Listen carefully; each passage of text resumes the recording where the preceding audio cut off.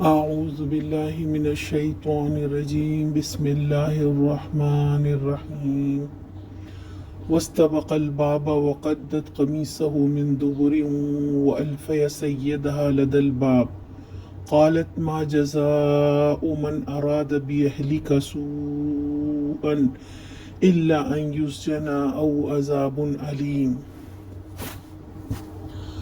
آخرکار یوسف علیہ السلام اور وہ آگے پیچھے دروازے کی طرف بھاگے اور اس نے پیچھے سے یوسف علیہ السلام کا قمیص کھینچ کر پھاڑ دیا۔ دروازے پر دونوں نے اس کے شوہر کو موجود پایا۔ اسے دیکھتے ہی عورت کہنے لگی، کیا سزا ہے اس شخص کی جو تیری گھر والی پر نیت خراب کرے؟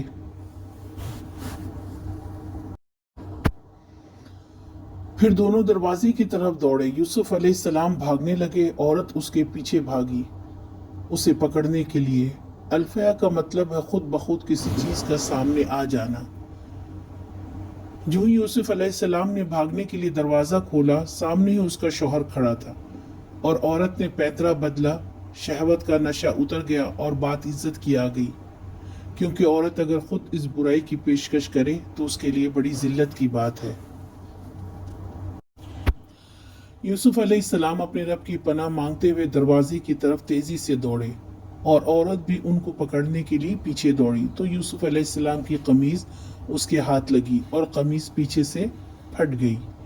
اس نے کہا اپنے شوہر کو دیکھتے ہی، ایسے شخص کی کیا سزا ہوگی جو تیری بیوی کے ساتھ برائی کا ارادہ کرے، غلط نظر ڈالے؟ اس کو تو سخت سزا ہونی چاہیے یا قید خانے میں ڈال دینا چاہیے۔